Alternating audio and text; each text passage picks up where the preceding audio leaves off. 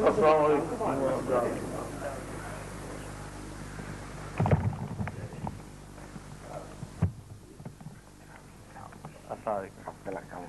خیریت؟ کیا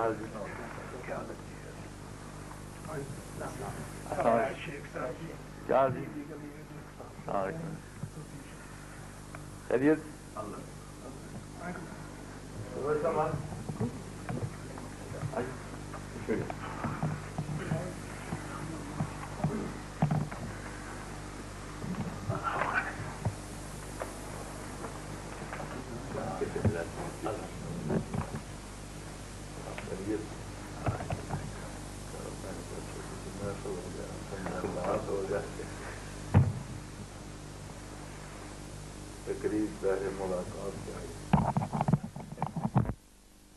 آپ آئے نہیں نا پچھلی جو خاصی دیر سے؟ یا کافی دیر حاضری رہی.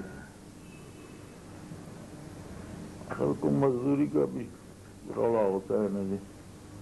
فصلوں کا موسم تھا تو اس میں کافی وقت لگ گیا. کچھ کیا سالی تھی، فصلیں ٹھیک تھیں بھی نہیں. فصل اچھی نہ ہو تو اسے کلیکٹ کرنے میں زیادہ وقت لگ گیا. سندھ میں تو بہت گڑبڑ ہے بھی، وہاں تو لوگ بہت پریشان ہیں. یہاں بھی کوئی حالت کوئی نہیں، پنجاب میں بھی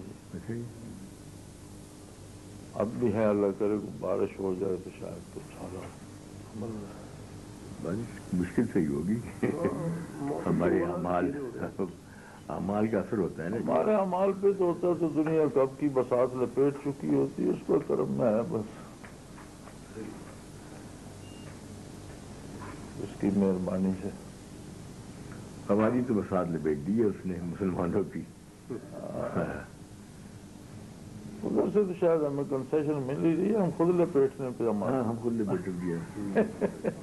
ادھر سے تو بھی کچھ رعایت مل رہی ہے، لیکن ہمارا اپنا پروگرام جو ہے نا وہ اچھا.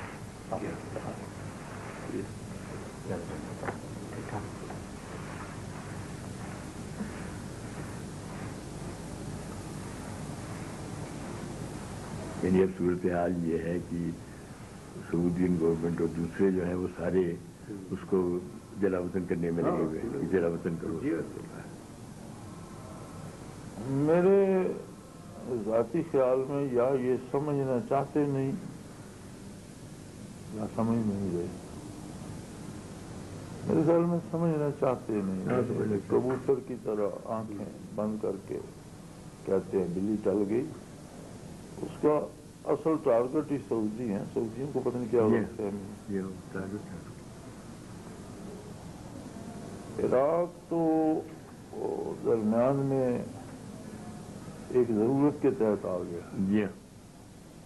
اور عراق بھی نہیں، صرف صدام. کیونکہ آپ دیکھیں نا جی، اب وہ جی میس ڈسٹریکشن کے ویپنز ہیں، لیکن اگر صدام جلا وطنی قبول کر لے تو پھر خیر ہے. پھر وہ میس ڈسٹرکشن ویپن کہاں گئے؟ وہ تو عراق کے پاس ہی ہوں گے. وہ بندہ چونکہ ان سے کوآپریٹ ان کی توقع کے مطابق نہیں کر رہا، وہ ان کی ہے ہرڈل. لیکن عراق ٹارگٹ نہیں ہے. ٹارگٹ پاکستان اور سعودی عرب. ایران بھی ہے. ایران سیکنڈ پرائرٹی پہ. پہلا جو ہے نا فرسٹلی، کیونکہ ایران کو انہوں نے رکھا ہوا ہے سپورٹرز. پاکستان افرادی قوت فراہم کرتا ہے ان کے خیال میں، اور سعودیہ والے جو ہیں یہ فنڈ فراہم کرتے ہیں. تو ایران کسی کو پناہ دے دیتا ہے یا سپورٹ کر لیتا ہے، وہ اس میں ہے. تو اصل جو ہے نا سارا ایک امریکن نے اس پہ لکھا ہے بش ایٹ وار. کافی بڑی، اتنی بڑی کتاب ہے بش ایٹ وار. اس میں ان سارے حالات کا اس نے تجزیہ کیا ہے. تو اس کا جو خلاصہ ہے وہ بڑا سادہ سمجھ میں آنے والی بات ہے. وہ کہتا ہے جی کہ ان کا جو ان کے تھنک ٹینک کا جو تجزیہ ہے جی وہ یہ ہے کہ جتنی جہادی تحریکیں ہیں جی جی یہ وہ لوگ ہیں جنہیں جو وہابی کہلاتے ہیں. اچھا جی یہ بڑی عجیب بات ہے کہ آپ یہاں بھی دیکھیں نا تو وہ جتنی سارے وہی ہیں. جہادی تنظیمیں دیوبندی وہابی دیوبندی ہے نا جی جی تو وہ کہتے ہیں کہ یہ سارے وہابی کہلاتے ہیں اور افرادی قوت یہ وہابی فراہم کرتے ہیں. سعودی حکومت جو ہے وہ بیس ہے وہابیوں کا, فنڈز وہ فراہم کرتے ہیں. تو ان کے خیال میں اگر سعودی گورنمنٹ بدل جائے اور ان کی پسند کی آ جائے اور فنڈز رک جائیں تو پھر ان کو روکنا بھی آسان ہو جاتا ہے کہ بغیر فنڈز کے تو یہ کچھ نہیں کر پائے. تو سعودی گورنمنٹ تو اسی میں سے تبدیل کریں گے نا. جی لیکن اب اس کے تجزیے کے مطابق وہ کہتا ہے کہ یہ کہتے ہیں کہ اگر ہم سعودی گورنمنٹ کو چھیڑتے ہیں ہو سکتا ہے اس میں 3 سال لگ جائیں 5 سال لگ جائیں کوئی موومنٹ وہاں کریٹ کی جائے کوئی ان کے خلاف بغاوت ہو کچھ وہ تو ایک مسلسل عمل ہے جو وقت لے گا. تو اگر یہ کیا جائے تو سعودیہ 60% سے زیادہ تیل فراہم کرتا ہے جی تو وہ تو بند ہو جائے گا. جب ملک میں گڑبڑ ہوگی تو وہ کام رک جائے گا. اس کا سب سے جو زیادہ اثر ہے وہ امریکہ پہ پڑے گا چونکہ سب سے بڑا کنزیومر جو ہے وہ امریکہ ہے. اس کا متبادل انہوں نے یہ سوچا ہے کہ دوسرا بڑا ملک جو جس کے پاس سعودیہ کے بعد تیل کے ذخائر ہیں وہ عراق ہے. تو عراق پر اگر ایسی حکومت آ جائے جو امریکہ کی تیل کی ضروریات امریکہ کی منشا کے مطابق پوری کرے تو پھر سعودیہ سے نمٹا جا سکتا ہے اور سعودیہ کے ساتھ یا اس کے بعد پھر پاکستان سے. تو یہ اصل عراق جو ہے وہ اس میں آ رہا ہے. وہ کہتے ہیں اگر صدام چلا جائے اور ہماری پسند کی حکومت وہاں آ جائے ہمارا مسئلہ حل ہو جاتا ہے, عراق رہے اپنی جگہ. ہاں ظاہر دیر تو مل گیا نا جی. تو یہ جو مخالفت کا ان کا بھی تجزیہ اس نے کیا کہ رشیا اپوز کر رہا ہے فرانس اپوز کر رہا ہے دوسرے یہ جو ویسٹرن گورنمنٹ کر رہی ہیں. وہ کہتے ہیں کہ رشیا نے تو سیدھا کہا ہے کہ $10 ارب تو میں نے عراق سے قرضہ لینا ہے وہ ڈوب جائیں گے. پھر جو تیل کی انکم ہوگی اس میں سے 60% امریکہ لے اور 40% مجھے دے. سارا امریکہ کیوں لے؟ سارا کیوں. فرانس نے کہا جی کہ یہ صحیح نہیں ہے 40% رشیا لے 20% ہمیں دے اور 40% امریکہ لے. یہ بٹوارے ہو جائے تو یہ جو جھگڑا ہے یہ بٹوارے پر ہے, یہ اس پر نہیں ہے کہ بندے مریں گے یا ملک, اس پہ نہیں. اور اس میں ان کے ڈیلیگیشنز آ جا رہے ہیں نیگوسیشنز ہو رہی ہیں بات چیت چل رہی ہے. اگر کسی دن وہ اس پہ سارے ایک نقطے پہ متفق ہو گئے تو منع کرنے والا کوئی نہیں ہوگا.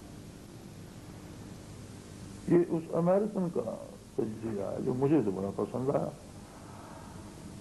کہ بات تو پتہ کی اس میں لکھا بھی اس نے واشنگٹن ڈی سی میں بیٹھ کر ہی ہے وہیں کا رہنے والا.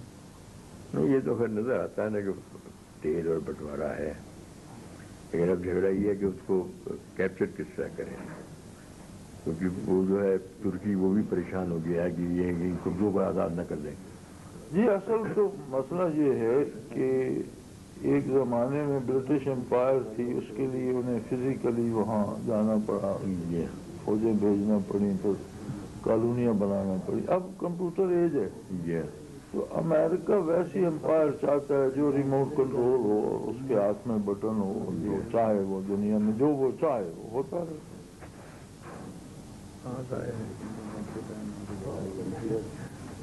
اس وقت وہ اس پوزیشن میں بھی ہیں.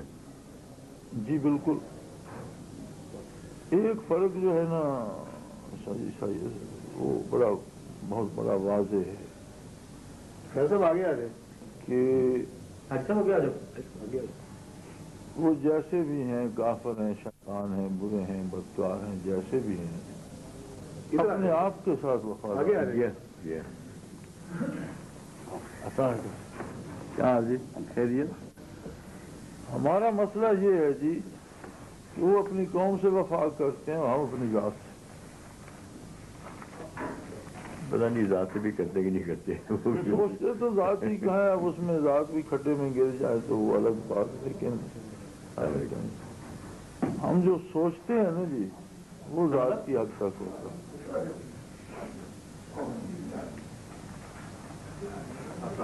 ہاں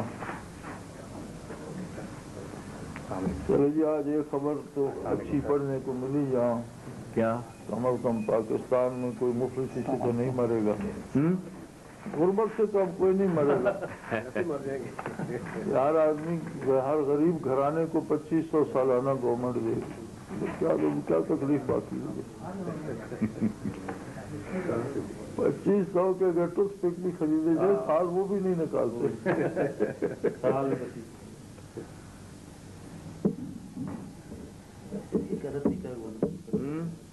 غربت دور کرنے کا یہ طریقہ ہے.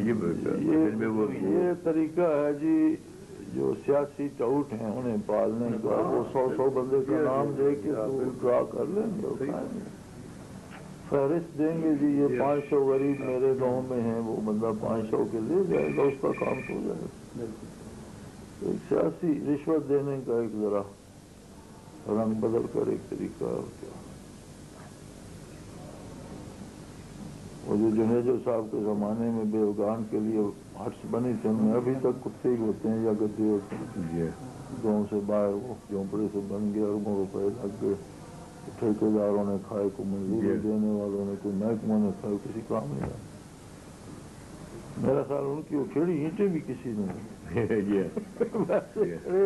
جہاں سے گزرو تو کہیں گدے کھڑے ہوتے ہیں، کہیں کتے بیٹھے.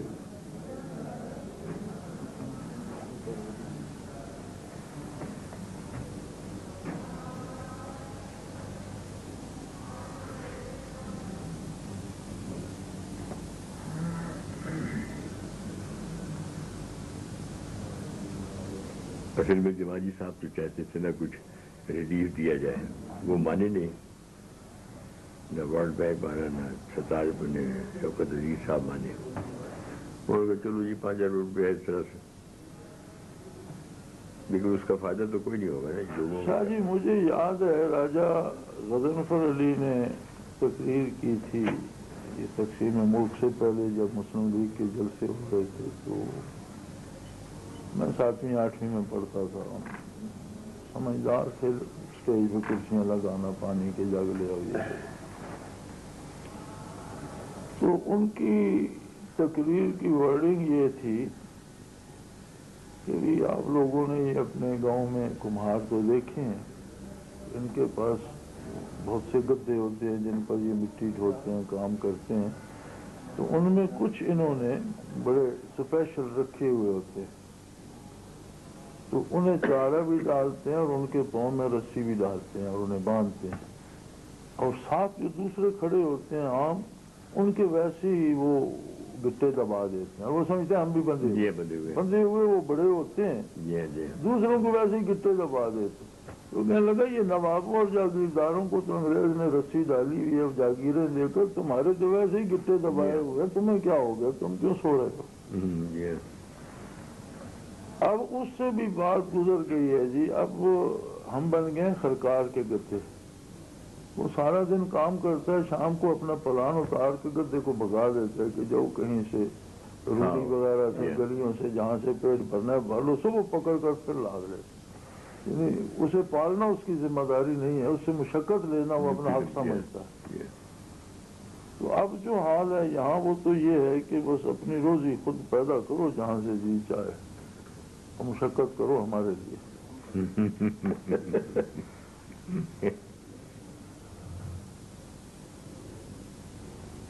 صحیح ہے.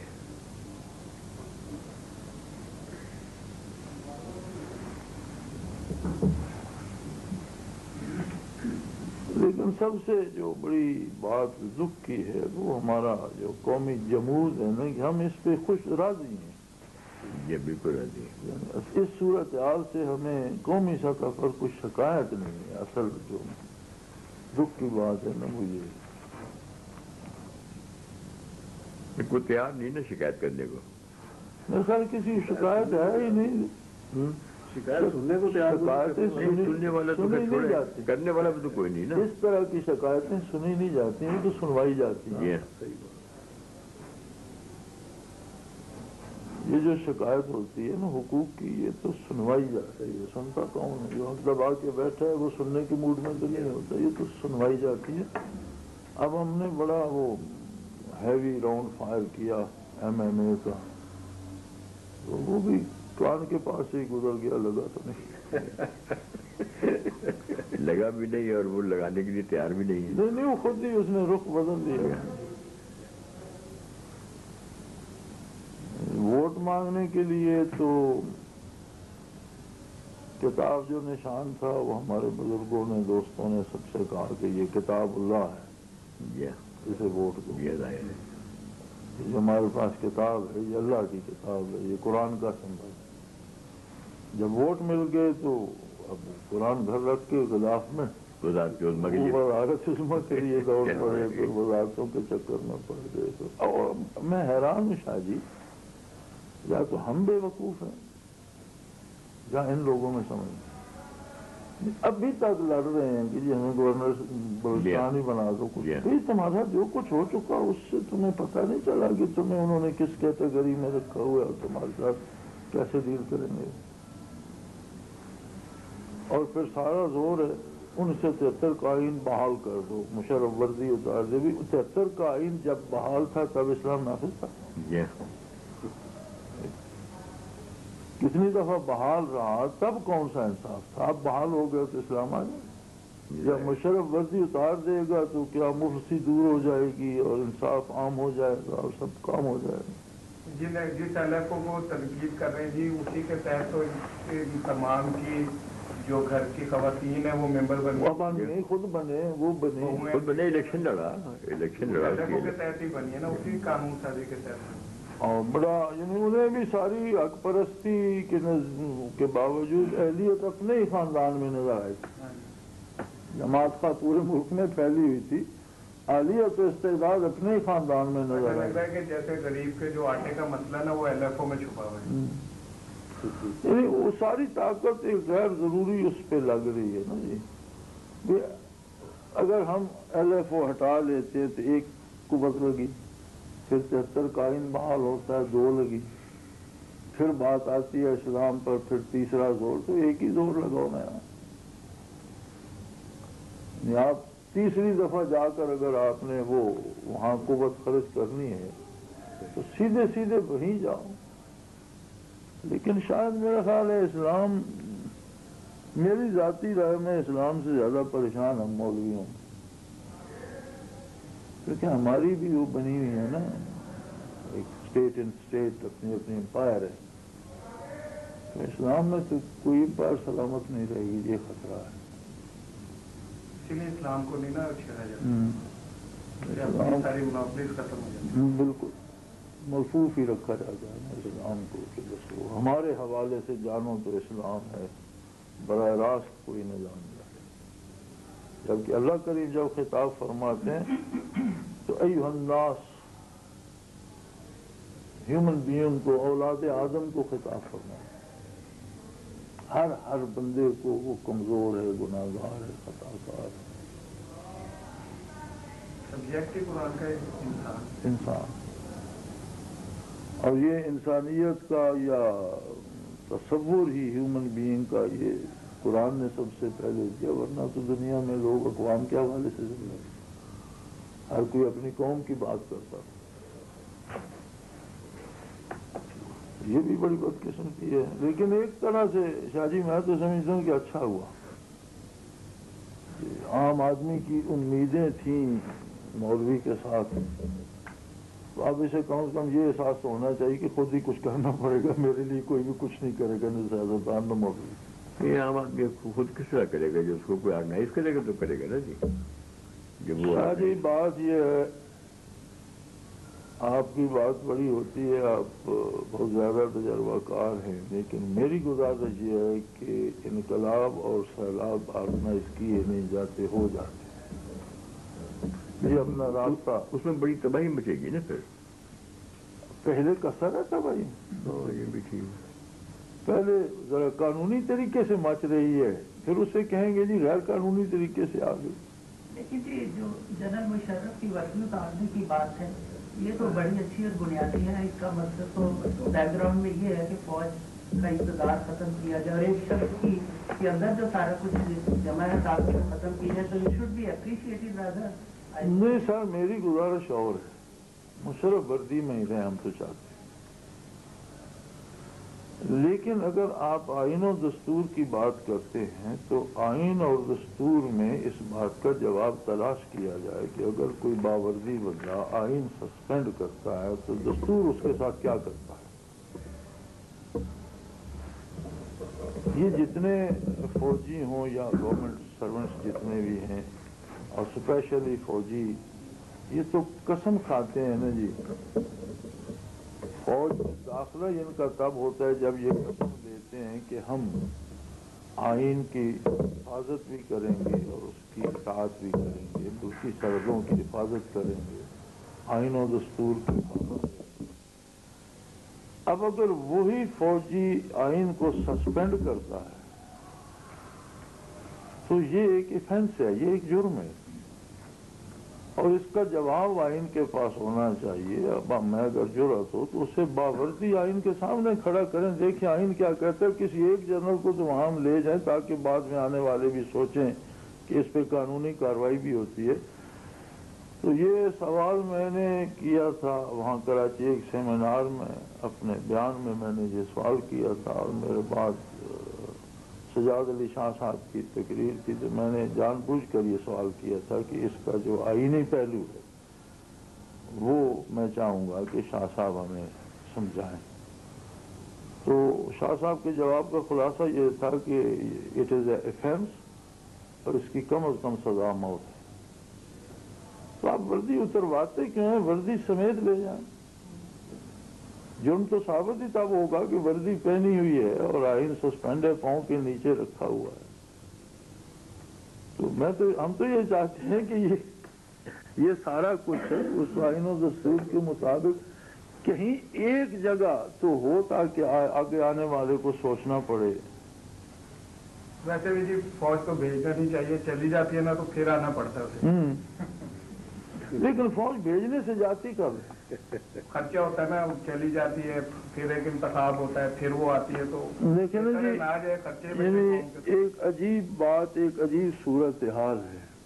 ایک آدمی نے یہ ہوٹل بنایا، اب اس نے اپنے اس کے لیے بنایا بزنس کے لیے، اس میں اس نے ملازم رکھے، مینیجر رکھے، یہ رکھے. اب کل اس کا مینیجر اسے کہے کہ تم یہاں نہیں آ سکتے، یہاں بیٹھ سکتے ہو، یہاں نہیں بیٹھ سکتے، اس پہ حکومت میری. کیسے ممکن ہے کہ تنخواہ بھی اسی سے لے رہا ہے،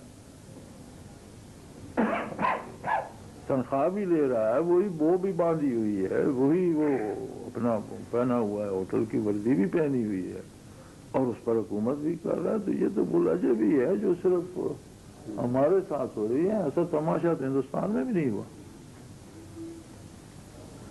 نہیں، ہمارے ساتھ ہی ان کی فوج بھی ہم سے 10 گنا بڑی ہے، ملک بھی کتنا بڑا ہے، 100 کروڑ پبلک بھی ہے، علاقے کی تحریکیں بھی چل رہی ہیں. وزیر اعظم اور سابقہ وزیر اعظم بھی قتل ہوئے، وزیر اعظم اپنی سیٹ پر بھی قتل ہوا، اندرا گاندھی، 2 قتل ہوئے، راجیو گاندھی بھی قتل ہوا، اندرا گاندھی قتل ہوئی. بہت سے ان میں وہ مار دھاڑ بھی، اور روز فساد ہوتے ہیں، کرفیو لگتے ہیں، آگ لگتی ہے، بندے مارے جاتے ہیں، لیکن فوج حکومت میں نہیں آتی. تو وہ جو اس کی ہے آئین و دستور کی پابندی، میرے خیال میں یہاں سے تو وہاں بہتر ہے. پھر ایک بنیادی بات ہے نا جی کہ سب کانٹیننٹ ایک بہت بڑی طاقت تھی، اسے تقسیم کرنے کی ضرورت کیا تھی؟ مل جل کر رہتے، نہ 2 فوجیں بنتی، نہ روز جھگڑا ہوتا، نہ اتنے لوگ انتقال میں جو ہجرت میں شہید ہوئے، اور نہ اتنے گھر چلتے، نہ اتنا تماشا ہوتا. بنیادی بات یہ ہے کہ یہ سارا کیا کیوں؟ اور اگر یہ اس لیے کیا تھا کہ ہم ایک الگ قوم ہے، ہمارا ایک الگ تشخص ہے، ہمارا ایک الگ دین ہے، ہماری اپنی ایک تہذیب ہے، ہماری اپنی ایک معاشرت ہے، ہمیں अलग खित्ते ज़मीन चाहिए, उस पर हम अपनी उसके मुताबिक जिंदा रह सकें, तो फिर वो कहाँ गई? अब तो वो नहीं है, वही है जो इंडिया में, और इंडिया में इससे बेहतर है। हमने ये जो जंगें लड़ी इंडिया के साथ, या ये कारगिल सियाचिन जो बने, या आज हमला हो रहा है, आज विद्रोह हो रहा है, तो ये सारे तमाशे, फिर इनकी क्या ज़रूरत है अगर हमें इसी हाल में उसी आइन और उसी दस्तूर और उसी अंदाज में रहना है जो हिंदुस्तान में हमसे बेहतर चल रहा है। तो फिर तो मेरा ख्याल ये फौज का सारा खर्चा ही उतर जाता है, इसकी ज़रूरत ही नहीं रहती। और अगर वो जिसे हम नजरिए पाकिस्तान कहते थे, अब वो उस पर गालिब आ गया नजरिए ज़रूरत। हम ऐसे बदनसीब लोग हैं शाह जी, मैं नहीं समझता कि लुग़वी एतबार से ज़रूरत कभी नजरिया भी हो सकती है। जाहिर है, यानी मेरी जो मालूमात हैं उनके मुताबिक मैं इसे नहीं समझता कि ये लफ्ज़ भी सही हो, चूँकि ज़रूरत कभी नजरिया नहीं हो सकती। ज़रूरत तो लम्हा लम्हा बदलती है। अभी हम यहाँ बैठे हैं, यहाँ बैठने की ज़रूरत है, मैं अपना ओवरकोट उतार कर गाड़ी में रखता हूँ, उसकी ज़रूरत मैंने समझा अंदर नहीं है। बाहर जाऊंगा तो उसकी ज़रूरत पड़ेगी, मुझे पहनना पड़ेगा, तो ये क्या नजरिया बन जाएगा कि कोट उतारना, कोट पहनना? ज़रूरत को नजरिए के साथ नहीं करना। नजरिया तो एक सॉलिड चीज़ होती है जिसके लिए बंदा जिंदा रहता है, जिसके लिए बंदा मर भी सकता है, जिसके लिए वो सारी अपनी कुव्वत, अपना माल, अपनी जान देता है, वो नजरिया होता है। तो नजरिया तो ईमान है। तो जरूरत नजरिया कैसे होगी? बुनियादी गलत है नजरिए। और फिर भी ये नजरिया ज़रूरत इतना अब हम पर गालिब आ गया कि वो जो नजरिया पाकिस्तान था और जिस पर ये सारी तकसीम हुई और जिस पर ये सारी तकलीफें हुई और जिसके लिए सारा कुछ किया लोगों ने, वो अब बैकग्राउंड में चला गया। अब वो नजरिया ज़रूरत दंदना रहा है। और मज़े की बात यह है कि ज़रूरत की तायीन एक फ़र्द की ज़रूरत है, यानी जो वो चाहे वो नजरिया ज़रूरत है। 14 करोड़ में एक बंदा ऐसा है जिससे ये मुतय्यन करने की ज़रूरत क्या है। ये तो सारा एक ऐसा अजीब फसाना है कि जो समझ में आने वाला ही नहीं। ये फसाना बना क्यों? आखिर जब एक बात वाज़ेह थी कि एक कौम है, उसने एक मजहब है, उसके निज़ाम के लिए एक मुल्क बनाया गया है, तो ये सारा इससे थोड़ी सी मैं बात करता हूँ। जरूर जरूर। नजरिया ज़रूरत इनका जो है, क्योंकि ये जजों का और जर्नलों का है, जब तमाम इल्म की डिग्रियाँ ख़त्म हो जाए वहाँ से नजरिया ज़रूरत शुरू होता है। नहीं, ये सवाल ये कि क्यों उसकी जरूरत क्यों पेश आई? इसीलिए कि आगे रास्ता नहीं, मतलब ये नहीं, कानून ये मसला नहीं है। मसला ये है कि जब एक नजरिए के तहत पाकिस्तान बना वो तो वो नजरिया क्यों खत्म हुआ? वही इसलिए कि शुरू से जब पाकिस्तान बना तो नहीं, वो तो सब बताएंगे ना। आप सवाल करें, वो मतलब यही सवाल है कि इन्होंने नजरिया जब इनको कुछ मिला नहीं, आगे कोई को कहने के लिए ना इल्म में ना कानून में नहीं, ये हिम्मत नहीं पड़ी। नहीं, ये लम्हा क्यों आया? जर्नल और जजों की लाइलमी का खमियाजा कौम को कोई भुगतना पड़ रहा है। जो आप फरमा रहे हैं, जो आप फरमा रहे हैं, उससे जो मैं समझाऊं तो मैं तो ये समझाऊं कि जहाँ इल्म खत्म हो जाए वहाँ से जहालत शुरू होती है। बस ये बिल्कुल आपने बिल्कुल, क्योंकि इल्म खत्म होने वाला समुंदर नहीं है, इल्म की हद नहीं होती। लेकिन वो जजों के पास उसको लेकिन जब कोई बंदा ये कहता है कि यहाँ इल्म खत्म हो गया तो उसका मतलब है कि वो जहालत में चला गया, तो फिर ये जहालत की पैदावार है। और कानूनी तौर पर आप अपने आइन और दस्तूर को, जैसे आप बहुत ज़बानी तो बड़ा एहतराम देते हैं, अमलन तो पाँव के नीचे है और उस पर फौजी बूट रखे हुए हैं, तो वो आइन और दस्तूर क्या जजों को ये इजाज़त देता है कि ये नजरिया ज़रूरत ईजाद करें? कोर्ट्स के पास इसका इख्तियार कहाँ से आया? अदालत उज़्मा हो या अदालत आलिया हो, इनका काम तो आइन को इम्प्लीमेंट करना है ना जी। आइन बनाना तो इनका काम नहीं है। आइन और दस्तूर बनाना तो दस्तूर साज़ेदारों का काम है, इनका काम उसकी वजाहत करना या उसकी इम्प्लीमेंटेशन के रास्ते बताना कि इस तरह होगा, इस तरह होगा। تو کیا آئین و دستور میں فائنلائز کیا گیا ہے کہ ایک نظریہ ضرورت بھی ہے؟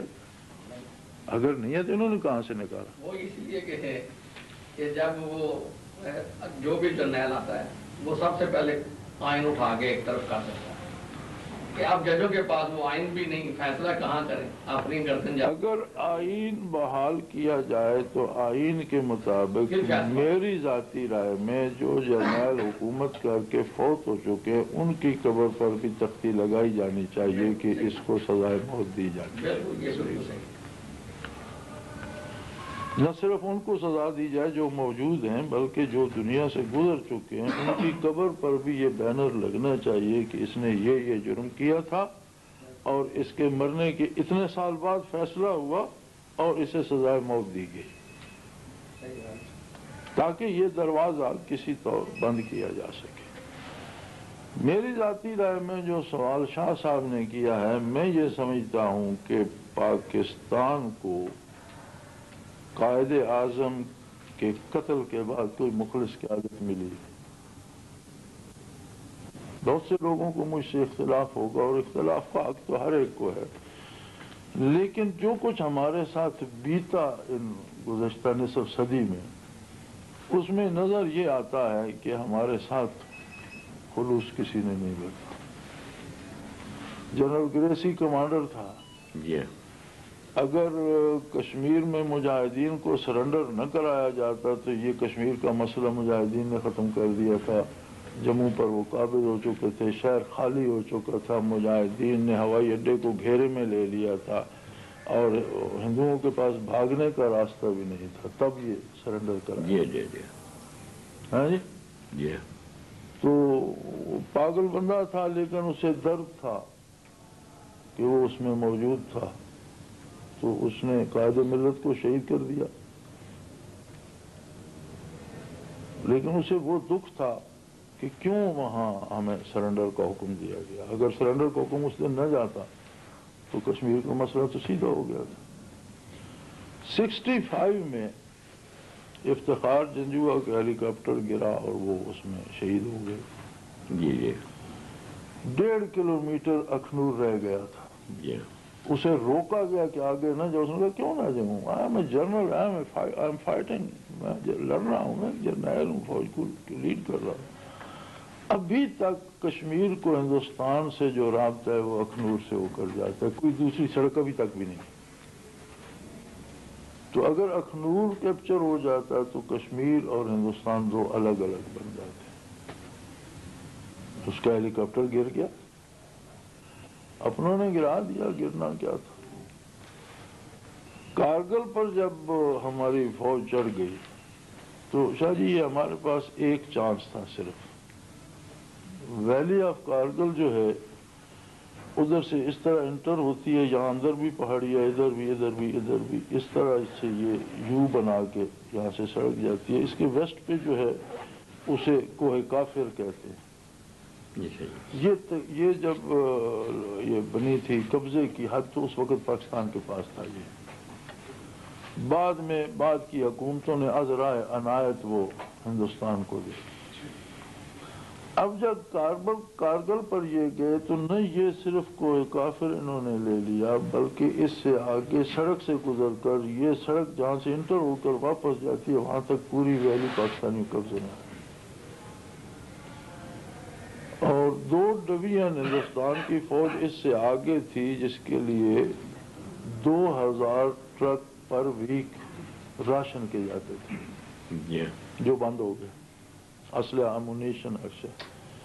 اگر 10 دن یہ اور بلاک رہتا تو وہ 2 ڈویژن سرنڈر کر کے یا چین کے پاس جاتے یا پاکستان کے پاس. لیکن ودرا ہو گیا. تو پھر وفاق کس نے کی؟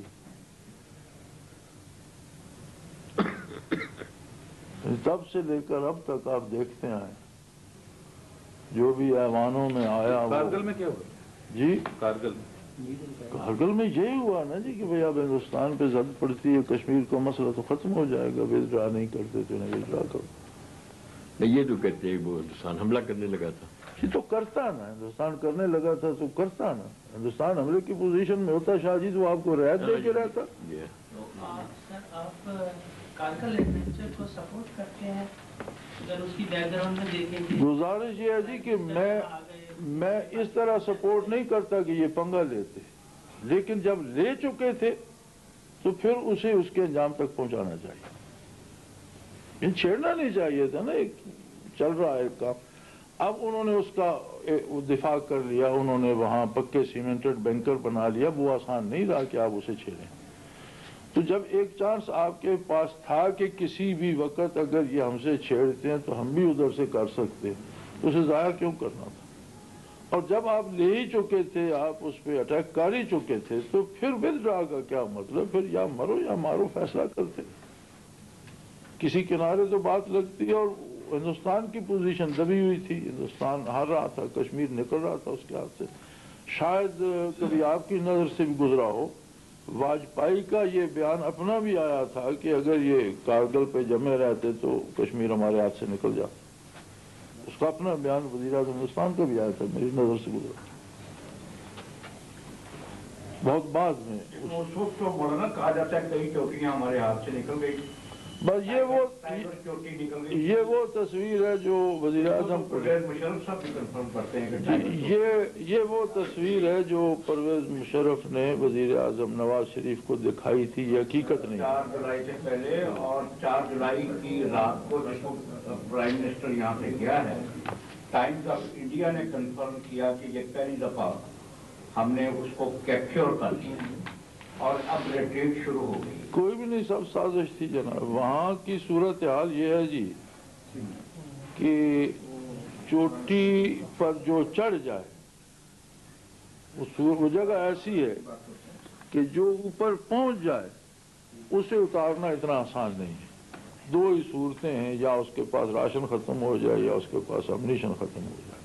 सूरत हाल ही उन जगहों की ऐसी। लेकिन एक सूरत हाल जैसे कि अमेरिकन थिंक टैंक्स भी कहते हैं, और ये नवाज शरीफ ने भी अपने एक इंटरव्यू में कंफर्म किया है कि वहाँ पर इतने हमारे फौजी लाइट नॉर्दर्न इन्फेंट्री के मारे गए जितने 70 और 65 की जंगों में भी नहीं मारे गए। और जब पूछा गया पाकिस्तान की आर्मी वालों से कि भाई इतना नुकसान आपने परसीव नहीं किया था, तो उन्होंने कहा जी हमें अंदाजा नहीं था कि ऊपर एयरफोर्स की कॉर्पेट बॉम्बिंग इतनी वो करेंगे। हम तो सिर्फ उनसे आर्टिलरी गोले की तोपों कर रहे थे, तो और पाकिस्तान की आर्मी वालों ने कहा कि हमें तोपों नहीं थी कि ऊपर से इतनी कारपेट बॉम्बिंग हो। अब देखना, एक छोटा सा सवाल इसमें आता है कि लड़े तो मुजाहिदीन या वो मारे गए स्काउट्स, और तमगे मिले रेगुलर फोर्स को, ये क्या? नहीं सर, NLI थी, नॉर्दर्न लाइट इन्फेंट्री थी, जो आपकी आर्मी का बाकायदा हिस्सा है। नहीं, लेकिन जो तमगे रेगुलर फोर्स को मिले वो किस खुशी? वो रेगुलर फोर्स का हिस्सा है, नॉर्दर्न लाइट इन्फेंट्री। उसके अलावा रेगुलर फोर्स को भी तमगे दिए गए। NLI के अलावा जो निशाने रेगुलर फोर्स को भी तमगे दिए गए। और ये आर्मी वहाँ लड़ ना सकी, और इनको परसेप्शन नहीं थी कि ऊपर से कारपेट एयरफोर्स की बॉम्बिंग हो गई। देखें जी, ये सारे फसाने हैं। अगर तमगे दिए गए तो ये लोग वहाँ लड़े हैं, ये शहीद हुए हैं, वो माने या न माने। वो कहते हैं 71 और 65 की जंग से भी ज्यादा शहीद हो जाए। शहीद होना तो बुरी बात नहीं है। एक टारगेट आपने रखा है, अपने लिए मुंतखब किया है, किसी ने आपको कहा नहीं, आपने एक डिसीजन लिया है। अब उस पे इस बात से आप छोड़ दें कि जी हमारे बंदे शहीद हो रहे हैं, तो बंदे शहीद होंगे, उनके भी तो मरे होंगे, वो भी तो अभी तक तमगे बांटते आ रहे हैं। देखिए, उनके भी मरे हैं। मैं दिल्ली में था सरदार अजीज साहब के साथ। जी, और वहाँ हमें इंडियन गवर्नमेंट वालों ने कहा कि आपको अंदाजा नहीं कि हमारे कितने ऑफिसर रोजाना मरकर आ रहे हैं। जी। और वहाँ दिल्ली में एक बहुत हेजान का आलम था, ये मैंने वहाँ ऑब्जर्व किया।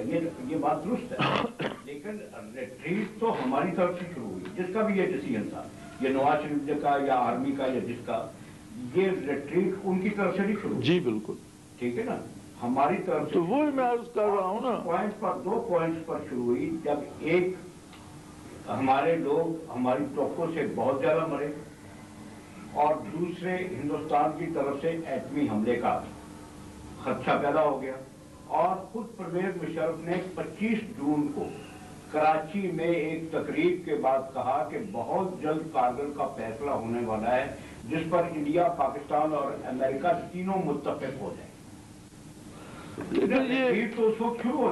یہ انڈیا کا جو ایٹمی حملہ ہے، انڈیا کے پاس اکیلا ایٹم تو ہمارے پاس بھی تھا، تو صحیح ایک پرانا پھٹا پرانا ہمارا ایٹمی پروگرام تو بڑک بن کر رہ گیا نا کہ ان لوگوں کے ہاتھ میں جو ہم نے بنایا وہ بھی تو استعمال ہی کے لیے تھا، اگر وہ ایٹم استعمال کرتے تو اس سے پہلے ہم کر لیتے۔ مولانا اکرم صاحب، میرا جو آپ سے پوچھنے کا مقصد تھا یہ تھا کہ کارگل ایڈونچر میں پتہ یا نقصان کس کا ہوا یہ نہیں، میں یہ پوچھنا چاہتا تھا، آپ کی بصیرت افروز خیالات ہم تک پہنچے کہ جو ٹائمنگز تھی اس کی اور جس انداز سے کیا گیا اس کا ظاہر مقصد بھی یہ تھا کہ نواز شریف کی ہندوستان کے ساتھ بہتر تعلقات قائم کرنے کی پالیسی فوج کو پسند نہیں تھی، اس وجہ سے کیا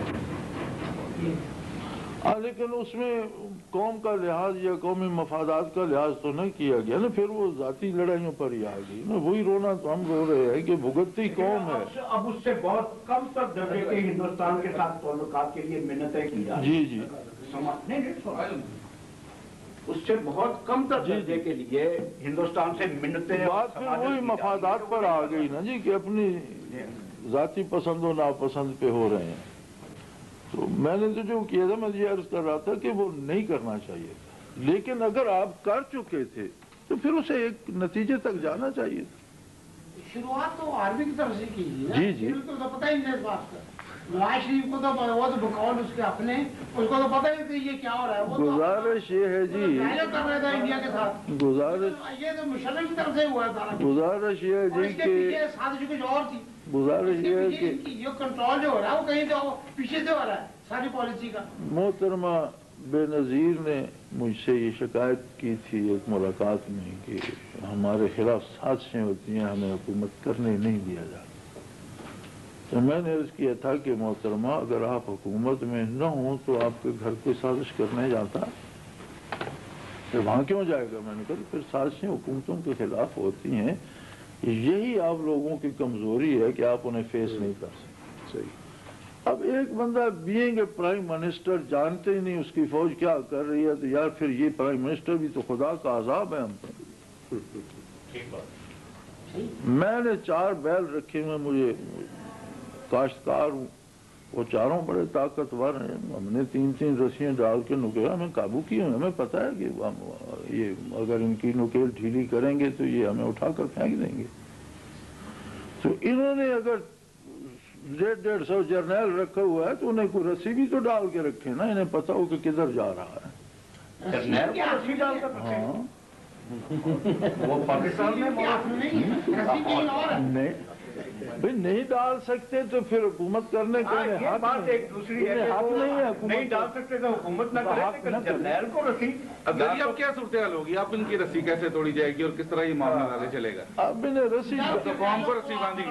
ان کے بچے امریکہ میں پڑھیں گے، ان کے وظیفے وہاں سے آئیں گے، ان کے پروموشن وہاں سے ہوں گی، تو نکیل میں یہ کیسے ڈالیں گے؟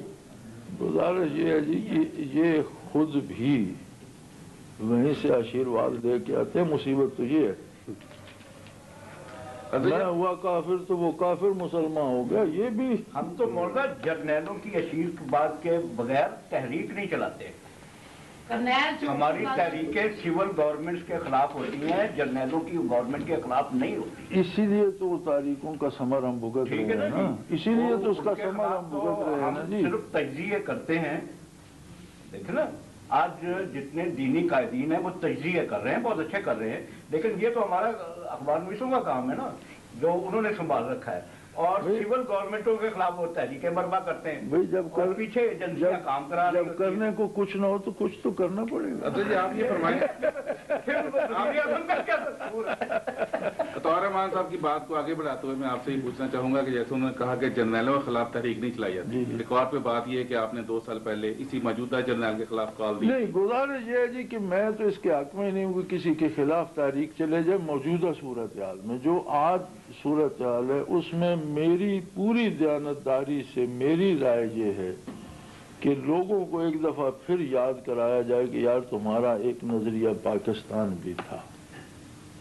जो मेरी राय है, किसी के खिलाफ किसी के हक में नहीं मैं जाना चाहता कि वो किसके खिलाफ करें, किसी के हक में करें, लेकिन पाकिस्तानी मुसलमान को एक दफ़ा मैं ये समझता हूँ कि आज फिर ये ज़रूरत है कि उसे ये याद कराया जाए कि ये सारे तूफ़ानों से, आग और खून के तूफ़ानों से कौम क्यों गुजरी थी, वो जो नज़रिया था वो कहाँ गया, उसे तलाश करो। मेरी ज़ाती राय में इस एक बात में इन जो सारे सवाल हम डिस्कस कर रहे हैं, इन सब का जवाब आ जाता। कैसे याद दिलाया जाए? पहले पाकिस्तान नजरिया तो दिया उन्होंने, पाकिस्तान को छोड़ो पहले पाकिस्तान, उसका मतलब तो यही है ना, इस्लाम भी छोड़ो और मुसलमान। गुजारिश है जी, नहीं पाकिस्तान है क्या? पाकिस्तान से आपकी क्या मुराद? क्या जो उनकी मुराद है? क्या जनरल पाकिस्तान है? क्या फौज पाकिस्तान? पाकिस्तान तो मैं हूँ, आप हैं। पाकिस्तान तो ये हैं जो गलियों में धक्के खा रहे हैं, ये हैं जिनके बच्चे भूख से मर रहे हैं, ये हैं जिनकी लाश आप सुबह थड़े से उठाते हैं कि जी सर्दी से टिटड़ कर मर गया। ये पाकिस्तान है। अगर पहले पाकिस्तान है तो फिर ये पाकिस्तान है ना, इसकी बात करो। कौन करे बात इसकी? अगर इनको हटा दो, आप आम आदमी को या लोगों को हटा दो तो खित्ते जमीन को क्या करेंगे आप? वो है जिनका 42 करोड़ डॉलर जो है अमेरिका में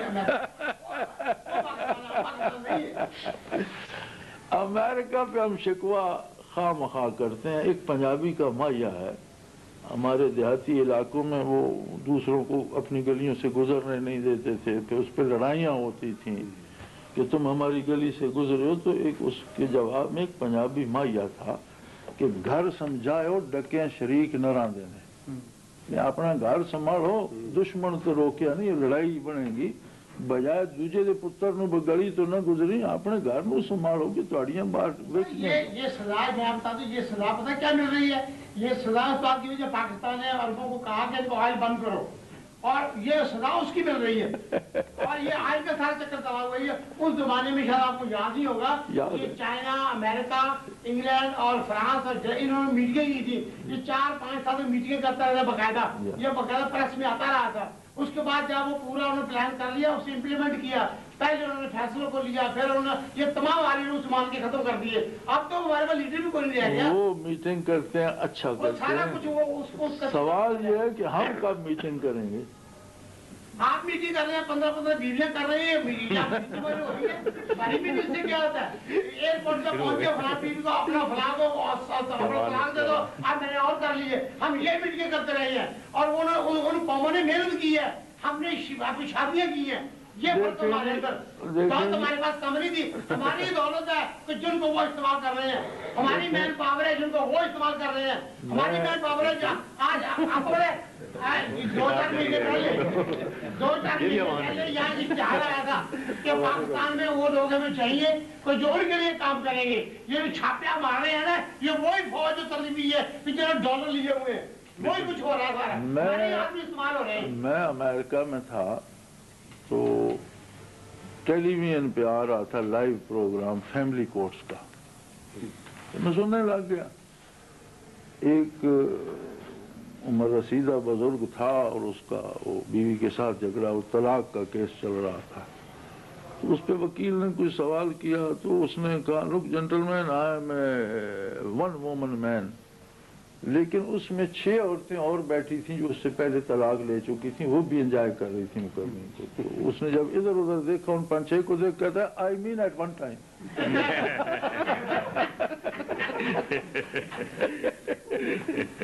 तो ये सब कुछ, तो ये बीवियों वाला मामला वहाँ ये है कि सुबह बीवी और है, शाम को और है। ये पर्सनल जो अफेयर्स हैं किसी के, इनसे हमें गरज नहीं है। हम ये चाहते हैं कि जो मामला किसी का कौम के साथ है वो डील क्या है। असल जो बात हमारे करने या कहने की है वो किसी की जात से नहीं है कि कोई क्या करता है, उसकी पर्सनल लाइफ है, उसमें जो करता है वो भुगतता रहता है, अगर वो महसूस करे या ना करे। भाई साहब ने सवाल किया था कि ये करेगा कौन, शाह जी ने पूछा था वो बात दब गई। देखो जी, ये करेगा कौन को हमने पहले तो इसे सियासतदानों पे रखा कि वो करेंगे, फिर हमने रखा उलमा, सियासी उलमा पे कि वो करेंगे, फिर हमने दरगाहों पे रखा कि अब ये दुआओं से होगा, फिर अब अक्सरियत ऐसी है जिन्होंने इमाम महदी की जिम्मे लगा रखा है कि वो आएगा और वो करेगा। लेकिन हक बात ये है कि ये हम सबको खुद करना पड़ेगा। नहीं, हम सबको इकट्ठा कौन करेगा? हर आदमी ये चाहता है जो जनाब फरमा रहे हैं। गुजारिश ये शाह जी कि हमारा एहसास जिंदा होगा तो खुद इकट्ठे हो जाएंगे। ये एहसास हो जाए हमें। सर ये एहसास कौन जिंदा करेगा? आप करें ना, आपकी जिम्मेदारी नहीं है, मैं करूं, मेरी जिम्मेदारी नहीं है। जहाँ ड्यूटी दे रहा हूँ उसको बड़ी जिम्मेदारी से कर रहा हूँ। मैं समझता हूँ जो जहाँ बैठा अगर वो जो अपनी जिम्मेदारी पूरी करे वो पार्टिसिपेशन। गुजारिश ये कि एक जिम्मेदारी होती है जो हमारी ज़ात तक होती है और उसे आसान तरीके पूरा करना बहुत अच्छी बात है और करनी चाहिए, लेकिन उस पे आदमी की बात ख़त्म तो नहीं हो जाती। ये मुल्क, ये नज़रिया, ये सारा लैंडस्केप, ये भी तो हमारा घर है। अब हम कहें जी मैं दफ्तर में सही काम करता हूँ, घर में खा चोर घुसे रहे, तो क्या ये हमारी जिम्मेदारी नहीं है? मैं आपसे इख्तिलाफ तो नहीं करता, लेकिन मैं समझता हूँ कि जो फर्द जहाँ बैठा है अगर वही काम अपनी जिम्मेदारी से कर ले तो ये कंट्रीब्यूशन होता है माशरे में। नहीं, कंट्रीब्यूशन है, ये सही है। लोग अपने पास ये बड़ी अपना काम करें, अपना काम करें, ये बड़ी सही बात है। लेकिन देखें, एक जो आम आदमी की जिंदगी होती है, मेरी राय में जो मैं समझता हूँ, वो ऐसी नहीं होती कि वो आज खुद को डिसीजन ले, इसके लिए मुहर्रक चाहिए होता है। ऐसे लोग बड़े कम होते हैं जो कोई मूवमेंट पैदा या एहसास दिलाते हैं कि भाई ये भी करना चाहिए। ये लोग खाल खाल होते हैं। तो जब तक कोई एक मुहर्रक ना हो, कोई एक, फिर अगर कोई एक बंदा नहीं है तो ये एक बंदे का काम नहीं होता। कोई भी काम एक बंदे का नहीं होता। एक वो रवायत थी शाह जी कि हर सदी के आखिर पे एक मुजद्दिद होता है। हज़रत रहमतुल्लाह अलैह हमारे जो उस्ताद मुकर्रम थे, उनके सामने जब इस सवाल की बहस आई तो उन्होंने हमें समझाया कि भाई ये जो हर सदी के सिरे पे मुजद्दिद होता है, ये फर्द नहीं होता। ये बहुत से शोबों के लोग मिल जाते हैं, एक कुव्वत बन जाती है। यानी उसमें उलमा भी होते हैं, उसमें सियासतदान भी होते हैं, उसमें वर्कर्स भी होते हैं, उसमें आर्मी वाले भी होते हैं, उसमें सिविल वाले भी होते हैं। हर शोबे ज़िंदगी के लोग मिलकर अल्लाह करीम एक कुव्वत बना देते हैं जो फिर दीन के आया का, अब बेशक उसे एक बंदा लीड करता है उस कुव्वत को, तो एक बंदे का नाम आ जाए। जैसे हज़रत मिर्ज़ा सानी रहमतुल्लाह अलैह एक फ़र्द का नाम आता है, लेकिन आप उन्हें उनका मुताला फरमाएं तो उनके साथ आपको हर शोबे ज़िंदगी के अफराद की एक टीम नज़र आती है। अब ये टीम आज खुद तो क्रिएट नहीं होती। हम, अब मुझसे एक जुमला कहा जाता है, मैं वो कह देता हूँ, आप एक पैराग्राफ लिख सकते हैं, आप वो लिख देते हैं। दूसरा एक लेक्चर दे सकता है, वो कर देता है। तो शायद अगर हम इस तरह थोड़ा थोड़ा कंट्रीब्यूट इसमें भी करें तो अल्लाह करे कोई ये एहसास भी फिर से ज़िंदा होना शुरू हो जाए कि हमारी असल मंजिल, हम असल मंजिल से खो के हमारे टारगेट मुख्तलिफ हैं। ये जो छोटे छोटे टारगेट है कि वो वर्दी उतार दे, उसका LFO चला जाए, उसका ये उसका वो, ये हमारी मंजिल नहीं है। मेरी ज़ाती राय ये है कि हमें फिर से अपनी उस बुनियादी बात की तरफ पलटना चाहिए कि नजरिया पाकिस्तान क्या था और उसकी हकीकत क्या थी और किसके लिए ये सारा कुछ हुआ और वो कहाँ गया, उसे तलाश किया जाए। मौलाना आप ये तवक्को रखते हैं कि ये जो मौजूदा हुक्मरान है ये उस मंजिल को हासिल कर लेंगे, ये कौम की जो मंगों पे पूरा उतरेंगे? गुजारिश ये है जी कि हुक्मरान तो हुकूमत करने आए हैं और हुकूमत करेंगे और बड़े मज़े से कर रहे हैं। अगर रंजीत सिंह को वहाँ से छुट्टी नहीं मिलती, 4 दिन उसे भी छुट्टी मिलती तो परेशान हो जाता कि बदनाम मैं था, मज़े ये कर रहे हैं। यानी इस तरह के काम हो रहे हैं कि जो किसी महज़ब माशरे में सोचे भी नहीं जा सकते। आप कभी सोच सकते हैं कि एक आदमी अदालत से सजा याफ्ता हो और वो वज़ीर दाखिला भी हो? ये कोई सोचने की बात है। इंटीरियर मिनिस्टर भी और उसी ملک کی کورٹ نے سزا دے رکھی ہے، وہ 4 مقدمے اور بھی چل رہے ہیں، یہ کیسے ہے؟ تو ساری وہ ایک سرحد کا دوست تھا، ملا تو کہنے لگا یار ہم تو خوش رہے کہ بچے رہے نیب سے، لیکن یہ ہماری سب سے بڑی بدقسمتی تھی، نیب میں چلان ہوتے آج وزیر ہوتے۔ یہ تو ایک انوکھا، کیا توقع آپ اس سے کیا توقع رکھتے ہیں؟ ہمیں تو کوئی توقع نہیں۔ فرمائیے، میں آپ سے پوچھنا چاہوں گا آج کے سیناریو میں جبکہ عراق پر حملے کی تیاریاں ہیں، پاکستان کا کردار کیا ہونا چاہیے؟ ایک تو وہ جو جنرل صاحب نے کل کہہ دیا، اور آپ فرمائیے گا آپ کا کیا؟ پاکستان تو اپنا کردار جب افغانستان میں ادا کر چکا ہے تو عراق میں اس سے مختلف کیا کرے گا؟ کیونکہ پاکستان میں اور آپ نہیں ہے، پاکستان جنرل صاحب ہے، نظریہ ضرورت کے تحت ون مین ڈیسیژن ہے اور ضرورت متعین کرنا ایک آدمی کا کام ہے۔ تو پاکستان تو میں نے تو کہا تھا، ایک لیکچر میں کہا تھا کہ یار خدا کے لیے اس سے امریکہ کی ریاست قرار دلوا دو، کم از کم لوگوں کو کچھ سہولتیں تو مل جائیں، یعنی ہم ہیں اس کی اسٹیٹ اور ڈکلیئرڈ نہیں ہے، رول وہ ہم پر کر رہا ہے۔ ہم تو اس کی قانونی ہے مولانا۔ ہاں چلو قانونی بھی بن جاتے نا، ڈکلیئر ہو جاتے تو کچھ دال روٹی کا شاید ہو جاتا لوگوں کو۔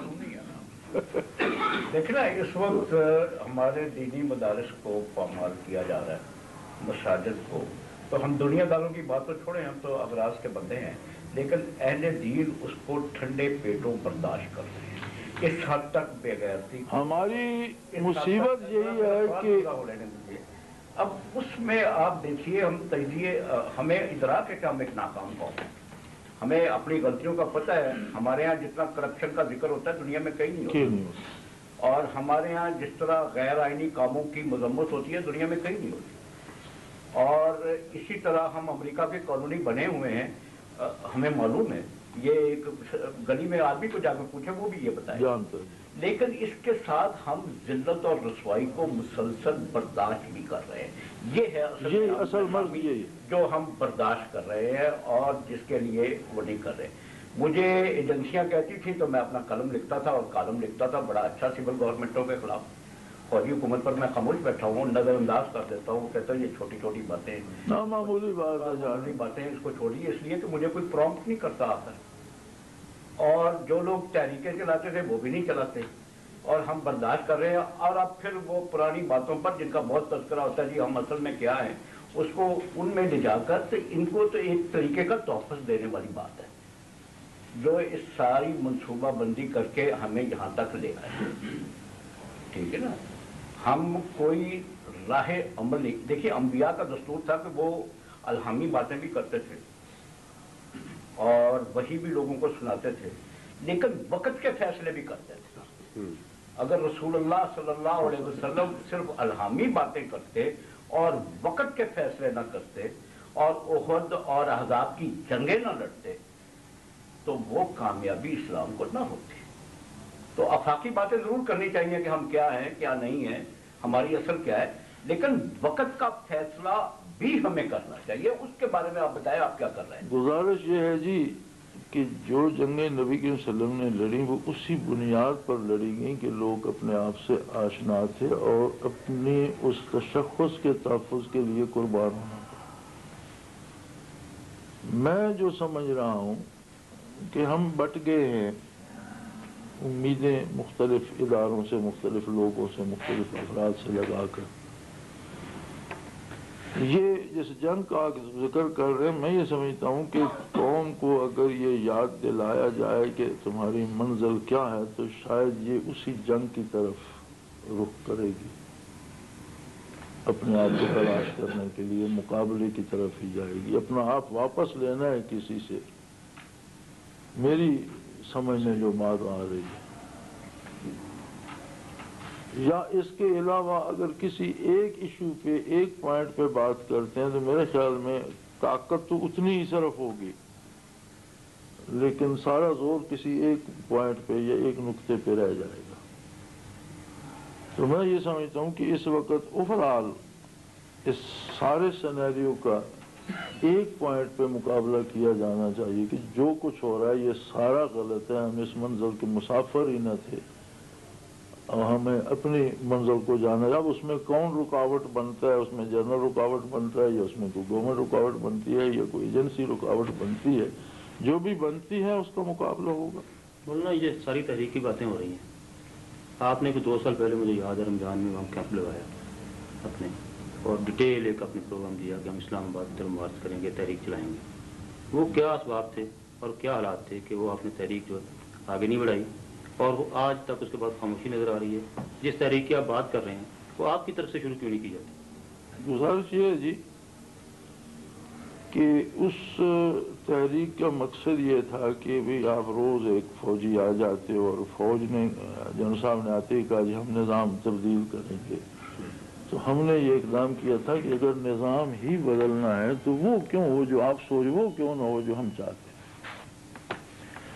اس پر حکومت نے ہمیں اپروچ کیا اور انہوں نے کہا جی آپ بجائے یہ شور شرابہ کرنے کے ہم سے بات کریں, ہمیں سمجھائیں. اس پہ بہت بات ہوئی. پھر انہوں نے کہا جی اچھا ٹھیک ہے تو اسے کہاں سے شروع کیا جائے. ہم نے کہا جی اسے معیشت سے شروع کریں. اسلام نبی علیہ الصلوۃ والسلام نے جو پہلی ریاست مدینہ بنائی اس میں اسلام کوڑوں یا دروں سے شروع نہیں ہوا. آپ صلی اللہ علیہ وسلم نے بھی معیشت سے شروع کیا تھا. مہاجر و انصار میں اخوت بنا کر جو کاشتکار تھے انہیں کہا زمینیں بانٹ لو, کاشتکاری پہ جاؤ. جو تاجر تھے انہیں کہا اپنا کاروبار آدھا آدھا کر لو کاروبار. پہلا بنیادی سٹیپ جو تھا وہ معیشت کا تھا. اس کے ساتھ دوسرا تھا تعلیم کا, اس کے ساتھ تیسرا تھا عدل کا. تو ہم نے ان کے سامنے معیشت کا سنت نبوی سمجھتے ہوئے پہلا پروگرام رکھا. اس پہ ہماری ان کی بات کوئی 3-4 مہینے چلتی رہی. ان میٹنگز میں مرکزی وزراء بھی آئے, صدر پاکستان بھی اس وقت رفیق تارڑ صاحب تھے, وہ بھی ان میٹنگ میں تشریف لائے. اور بنیادی طور پر ہم نے یہ سجیسٹ کیا کہ آپ یہ جو ہمارا ڈومیسٹک سسٹم ہے بینکنگ کا, اس سے سود کو نکال کر ہر اس بندے کو جس کا بینک میں سرمایہ اسے منافع میں حصہ دار بنائے. اس پہ جو ریشو نکلتی تھی پرافٹ کی شاجی وہ 25 سے 30% آتی تھی, اور منافع جو بینک دیتا ہے سود کر کے وہ کبھی 4 کبھی 7% ہوتا. ایک بات دوسری اس میں ہم نے یہ سجیسٹ کی تھی کہ زکوٰۃ کا نظام عہد نبوی میں ہی مرکز کے تحت تھا. زکوٰۃ مرکز کو آتی تھی, مرکز اپنی ثوابدید پہ مستحقین کو دیتا تھا یا حکومتی ضروریات پہ خرچ کرتا تھا. اس کا بھی سارا سسٹم بن گیا. اور جو اسیسمنٹ ہم نے کی تھی اس میں بہت سے شعبے رہ گئے تھے, وہ میرے پاس اس کے فگرز اور اس کی کاپیز موجود ہیں.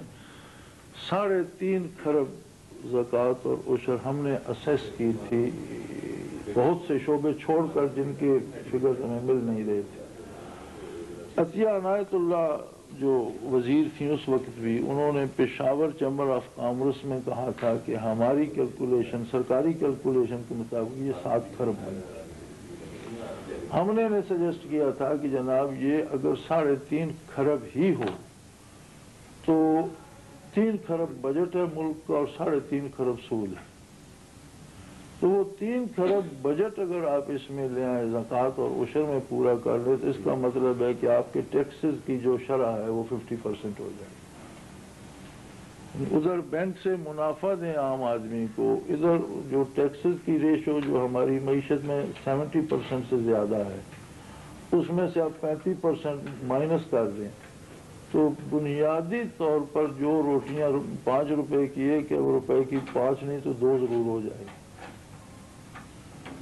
اور اس کا تو اعلان بھی ہو گیا اس بلا سودی نظام کا, تو آپ نے سنا. پھر اس میں انہوں نے اپیل بھی کیا, نہیں اپیل بھی کر دی. پھر اصل حالات بعد میں وہ افغانستان پہ اٹیک اور وہ سارا اس شور شرابے میں ساری چیز دب گئی. شاید اپیلوں کے خلاف بھی احتجاج ہوتا یا اس سے بھی کوئی بات ہوتی, لیکن پھر آگے وہ سپورٹنگ فیکٹر بن گئے افغانستان کے حالات اور سارا وہ اس طرف بدل گیا اور اس میں وہ ساری بات دب کر رہ گئی. ورنہ وہ تو اپنے ایک بہت اچھے حد تک پہنچ گئی تھی.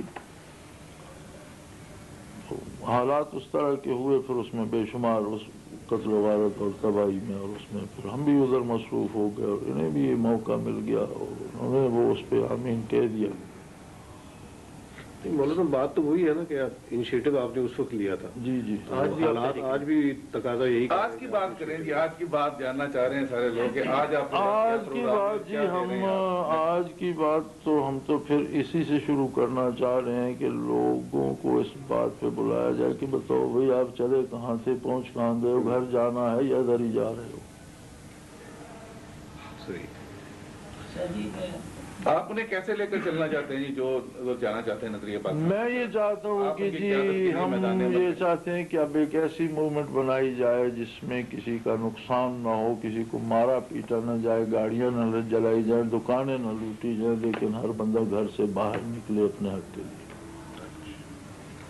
ये कैसे प्रैक्टिकेबल कैसे होगा जब मॉब बाहर आता है? आपने मूवमेंट सारी देखी है, PNA की तहरीक थी, MRD की उनको ये कैसे कंट्रोल कैसे करेंगे कि मॉब जो है वो, मॉब को जो गाइडेंस मिलती है वही करता है। मॉब को जब मार धाड़ के नारे मिलते हैं वो मार धाड़ ही करता है। मॉब को अमन की बात की जाए तो मॉब भी पुरअमन ही रहता है।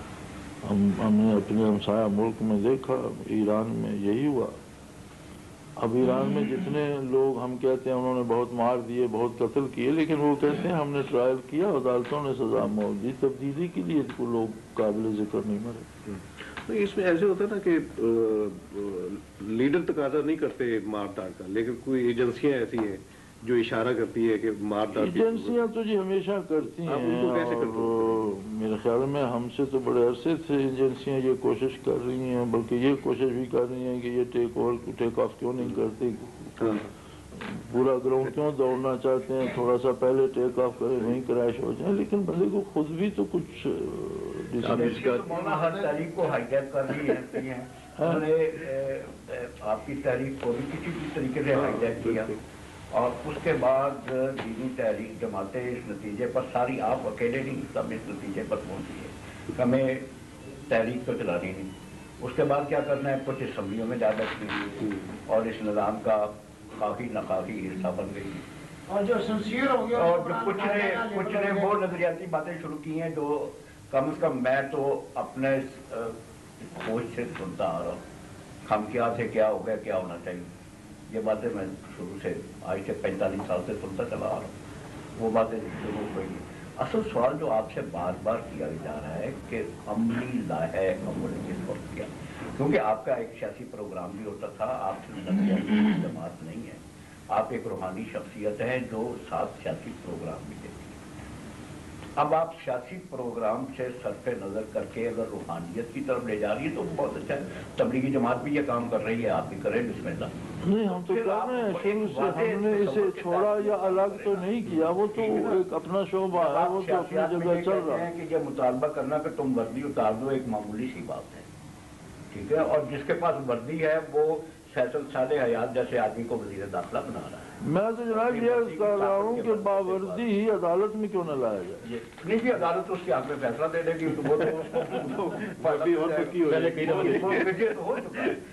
ये सब बातें देखें, हम ये सीख चुके हैं, देख चुके हैं।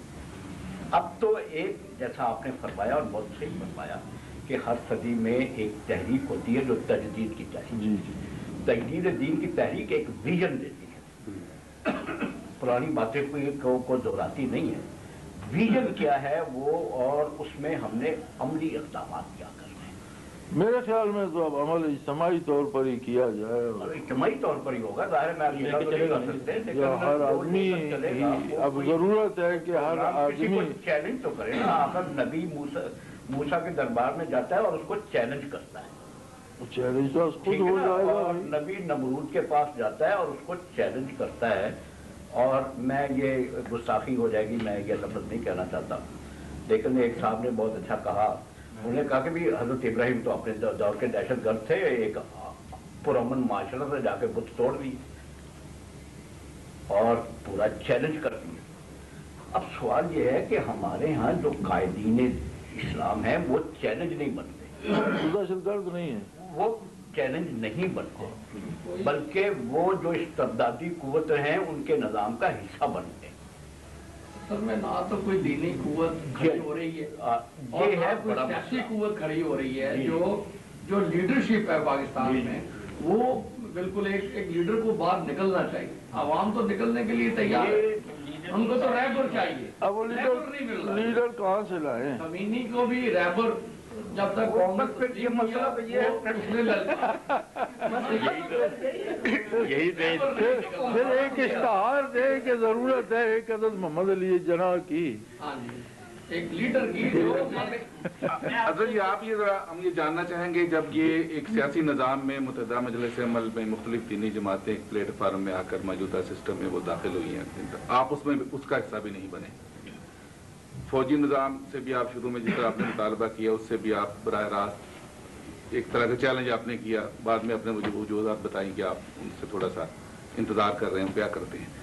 अब कौम आपसे इंतजार कर रही है कि जब आप मुत्तहिदा मजलिस अमल का हिस्सा नहीं है, हुक्मरानों के साथ भी आप उस तरह उनकी भी डट कर हमनवाई नहीं करते हैं, और जो दूसरी जमातें उनको भी आप पहले साबिक़ा दौर में उनके अदवार में चैलेंज कर चुके हैं, तो अब आप कौम को क्या पैगाम देते हैं? हम कि कौम मुत्तहिदा मजलिस अमल का हिस्सा न बनने के पीछे मेरी यही राय थी, जो बाद में सही साबित हुई कि जिस रास्ते पे ये चल रहे हैं उसी तालाब में ये भी डूब जाएंगे। सही। मैंने उनसे गुजारिश की थी कि जिस अंदाज से ये इलेक्शन करवाने जा रहे हैं, आप सारे इससे हट जाए और इन्हें कहें कि भाई आप तो जान छोड़ो ना और एक कौमी हुकूमत बनाओ, वो इलेक्शन करवाए, फिर हम भी उसमें आएंगे। तो ये आप जनरल साहब को क्या है इलेक्शन करवाने का? अगर ये करेंगे तो ये तमाशा होगा। तो वो उस पे उनका ख्याल था कि मैं सही नहीं कह रहा हूँ कि हमें अंदर जाना चाहिए, मतलब उसमें जाकर हम बहुत सी तब्दीली कर लेंगे, जबकि मैं समझता था कि जब आप अंदर गए तो आप बेख्तियार हो जाएंगे, आपसे कुछ नहीं होगा। यहाँ तो फिर शोर तो कर रहे, वहाँ शोर भी नहीं मचा सकेंगे। तो वो तो खैर वक़्त ने बता दिया, मैं भी गलत हो सकता था, लेकिन मेरे ख्याल में आप फरमाए ना कि आप किस तरह रहनुमाई करेंगे, आपकी पार्टी क्या करेगी? अब जरूरत जनाब इस बात की है शाह जी कि हम तो अब ये मुनज़्ज़म कर रहे हैं कि एक ही बात के लिए निकले कि ये मुल्क इस्लाम के लिए बना था। आप ये अपना डंडा डोली उठाओ। कब शुरू करेंगे आप मूवमेंट अपनी? एक हद तक तो हमने बुनियाद रख दी है, शुरू कर दी है, अब इसे आगे बढ़ा रहे हैं इंशाअल्लाह। ये असेंबलियों के जरिए इस्लाम आ सकता है? नहीं जी, इन असेंबलियों के जरिए तो कुफर भी नहीं आ सकता। इस्लाम का मैं आपसे पूछना चाहूँगा, क्योंकि खुद भी आप जमींदार घराने से ताल्लुक़ रखते हैं, कायदे आज़म के हवाले से काफ़ी बातें थी। कायदे आज़म जागीरदारी निज़ाम के सख्त मुखालिफ थे और उनकी बड़ी मशहूर बात हैं कि मैंने देहातों का दौरा किया और वहाँ पर जो किसानों की और मजदूरों की हालत देखी है वो बहुत अफसोसनाक है। और मैं इंतबाह करता हूँ जागीरदारों को, जो वो लोगों का खून चूस कर अपने पैसे बना रहे हैं, कि वो अपने रवैये को बदलें। कायदे आज़म के बाद यहाँ पर जागीरदारी निज़ाम पूरी तरह अपने वजूद के साथ आज भी मौजूद है, और मेरे ख्याल में जागीरदारी कल्चर बहुत बड़ी बुराइयों की वजह है, जिसकी तरफ ध्यान नहीं दिया जाता। तो आप चूँकि ज़मींदार घराने से हैं, मुझे ये आपको ज़्यादा इल्म होगा कि जागीरदारी कल्चर के बारे में आपके क्या ख्यालात हैं, और इसको बदलना चाहिए। एक जहन का नाम है, कल्चर का नाम है। देखिए जी, इसकी जो हमारे मुल्क की सूरत हाल है कि यहाँ जागीरदारी कैसे आई। हमारे यहाँ जागीरदार शुरू से बादशाहों ने पैदा किए, जिस पे खुश हुआ उसे 10 गौं जागीर में दे दिए, 2 गौं जागीर में दे दिए। ये मुसलमान बादशाहों ने शुरू किए। फिर जब अंग्रेज़ आया तो उसने ये सूरत हाल देखी कि ये भी एक हरबा है लोगों को साथ रखने का। ये जो इस सरजमीन के मिजाज के मुताबिक जो यहाँ के सलातीन ने रखा है, तो बहुत से जागीरदार अंग्रेज़ ने फिर पैदा किए और सैकड़ों मुरब्बे, हज़ारों मुरब्बे जागीरें देकर वो लोग थे फिर मरते दम तक अंग्रेज़ से वफा की। और ये बड़ी अजीब बात है कि जब मुल्क तकसीम हुआ तो हिंदुस्तान में भी ये मूवमेंट चली और सरदार पटेल ने ये आइन दस्तूर नाफिज किया था कि जागीरें जो हैं वो गवर्नमेंट को वापस कर दी जाए اور گورنمنٹ جو ہے وہ کسانوں میں کاشتکاروں میں بانٹ دے، جس پر ہندوستان میں کوئی غالباً کم و بیش 300 کے لگ بھگ وہ ریاستیں تھیں جو انگریز کے آنے سے پہلے تھیں۔ تو ان راجوں مہاراجوں نے احتجاج کیا کہ جی ہمیں انگریز نے نہیں دی، ہماری تو انگریز سے پہلے ریاست تھی، اور انہیں یہ جواب حکومت ہندوستان نے دیا کہ جب تم نے تاج برطانیہ کے سامنے سرنڈر کر دیا اور غلامی قبول کر لی اور انہوں نے تمہاری ریاست بحال رکھی تو پہلی ختم ہو گئی، اب یہ بھی اسی میں آئے گی جو انگریز نے دی۔ لہذا وہاں آپ نے دیکھا کہ ایک عام ختم ہو گئی، وہ بعد میں وہ نافذ ہو کر وہ ساری چیزیں ختم ہو گئی، زمینیں بٹ گئی۔ پاکستان میں یہ بیل کبھی منڈے نہیں چڑھی، جاگیردار پہلے انگریز کے غلام تھے، اب بھی انگریز کے حوالے سے یا امریکہ کے حوالے سے جو آگے آتا ہے اس کے غلام ہیں، اور اس کی شرعی حیثیت یہ ہے کہ شرعی طور پر زمین رکھنا کوئی برائی نہیں ہے، لیکن اتنی زمین بندہ رکھ سکتا ہے جتنی وہ خود کاشت کرتا ہے۔ اب میرے پاس ہے، میں خود کاشت کرتا ہوں تو میں نے کئی ٹریکٹر رکھے ہوئے ہیں، ان کے ہر ایک ٹریکٹر پہ ایک ڈرائیور ہے، مختلف مشینیں ہیں، ان کے ساتھ میرے خیال میں 100-150 گھرانہ اس ساری کے ساتھ اس مزدوری میں میرا شریک کار رہتا ہے جو اس پہ پلتا ہے، پھر میں خود اپنے ہاتھ سے کام کرتا ہوں اور فیلڈ میں خود جاتا ہوں۔ اگر بندہ یہ نہیں کر سکتا اور اسے محض محل میں بیٹھ کر حاصل لینا ہے اور کام کسی کو کرنا ہے تو اس زمین کو رکھنے کا وہ مستحق نہیں ہے، وہ سرکار کو لے کر ان لوگوں میں بانٹنی چاہیے جو کام کریں۔ یہ سیدھا سا حل ہے، لیکن یہاں جو کام ہندوستان میں ہو گیا وہ بھی یہاں نہیں ہو سکا۔ اور یہاں بڑی عجیب بات یہ ہے کہ جو جاگیریں انگریز نے دی تھیں یہ انگریز کی آمد سے پہلے مدارس، دینی مدارس کے پاس تھیں، اور دینی مدارس جامعات جو کہلاتے تھے، جامع یونیورسٹی کا عربی ترجمہ ہے۔ جامعات اس لیے وہ کہلاتی تھیں کہ وہاں سپاہی کی تربیت بھی ہوتی تھی، جرنیل بھی وہیں سے آتے تھے، طبیب اور ڈاکٹر بھی وہیں سے آتے تھے، سیاستدان بھی وہیں سے آتے تھے، علماء بھی وہیں سے آتے تھے، ہر شعبہ زندگی کی چونکہ تربیت ہوتی تھی اس لیے اسے جامع کہا جاتا تھا۔ جامعات کو ڈسٹرائے کیا گیا، لائبریریاں لوٹی گئیں جو اب بھی انڈیا لائبریری آف لندن کی زینت بنی ہوئی ہیں، بڑی بے شمار منازل میں بے شمار کتب پڑھی ہیں، اور انہیں 2 سیٹ بیک دیے گئے۔ ایک تو یہ کہا گیا کہ جو دینی جامع کا پڑھا ہوا ہوگا اسے سرکاری نوکری نہیں دی جائے گی۔ دوسرا ان کی فنڈنگ جس طرح یا جاگیریں جو ان کے پاس تھی وہ لے لی گئیں، اور بیشتر جاگیرداروں کو جو جاگیریں دی گئیں ان میں 80% وہ جاگیریں جو دینی مدارس کے پاس تھیں اور 20% وہ علاقے ہیں جو خالی پڑے تھے گورنمنٹ کی ملکیت میں اور وہ دیے گئے۔ اس وقت علماء نے جو شروع کی تھی موومنٹ کے زکوٰۃ صدقات مانگ کر دینی تعلیم کو جاری رکھا جائے، یہ ایک جہاد تھا کہ انگریز کے اس سارے دور میں انہوں نے وہ محنت کی، لیکن جب انگریز چلا گیا تو اسی ڈگر پہ دینی مدرسوں کا رہنا بھی ہمارے لیے سمے قاتل بن گیا۔ اب یہ چاہیے تھا کہ جس طرح بجٹ میں باقی تمام شعبوں کا حصہ ہے وہ بھی اس میں اپنا حصہ لیتے، پھر اسے اس محدود نہ رکھتے کہ محض قرآن و حدیث ہی پڑھایا جائے یا فقہ پڑھائی جائے، اس میں علوم جدیدہ جس طرح پہلے آ رہا تھا اس طرح وہ سارا علوم کا مجموعہ انہیں یونیورسٹی بنایا جاتا، تو وہ لوگ آتے جو CSP آفیسر بنتے یا جرنیل بنتے، انہیں کچھ خدا کا خوف بھی ہوتا، کچھ اپنا پتہ بھی ہوتا۔ اب ہمیں وہ بائیفرکیشن ہو گئی، اس میں میرے خیال میں شاید کچھ لوگ ساتھی ناراض بھی ہوں، لیکن میرے خیال میں ہمارے عہد کے مولوی کو بھی اس میں ایک لطف آ گیا کہ وہ بغیر کسی چیک کے پیسے مل جاتے ہیں، وہ مرضی سے خرچ کرتے ہیں، تو اسے اسی طرح رہنے دو، جو ملتا ہے لیتے رہو، اور اپنی اسٹیٹ ایک بنی ہوئی ہے۔ اس کا سیٹ بیک قوم کو یہ ملا کہ جو لاکھوں بچے دینی مدارس میں جاتے ہیں ان سے واپس قوم کو کوئی نہیں ملتا، گئے اور گئے، واپس کوئی نہیں آتا، نہ آپ کو دکاندار کوئی ملے گا دینی مدرسے کا پڑھا ہوا، نہ ڈرائیور، نہ پولیس مین، نہ فوجی، نہ افسر، نہ کسی دفتر میں، وہ یا پھر مولوی بن کر کسی بوڑھے مولوی سے مسجد چھین لیتا ہے، یا زیادہ سے زیادہ ہمت کرتا ہے چندہ برائے مسجد کا بورڈ لگا کے بیٹھ جاتا ہے۔ تو ایک وہ غرقاب بن گئے، یعنی جہاں سے ہمیں زندگی ملنی چاہیے تھی، ایک آب حیات جہاں ہونا چاہیے تھا، وہاں ہماری ایک نسل جو ہے وہ غرق ہونے لگ گئی۔